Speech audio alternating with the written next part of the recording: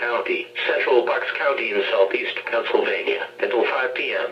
At 4:12 p.m., National Weather Service Doppler radar indicated a severe thunderstorm.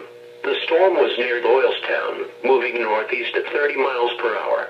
This storm is capable of producing 1-inch diameter hail and damaging winds in excess of 60 miles per hour.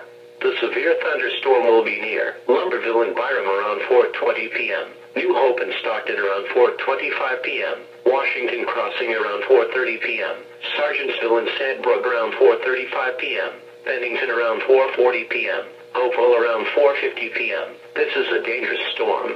If you are in its path, move indoors to a sturdy building and stay away from windows. When it is safe to do so, report severe weather to local law enforcement or to the National Weather Service. Repeating, a severe thunderstorm warning has been issued until 5 p.m. for the following county: Hunterdon, New Jersey,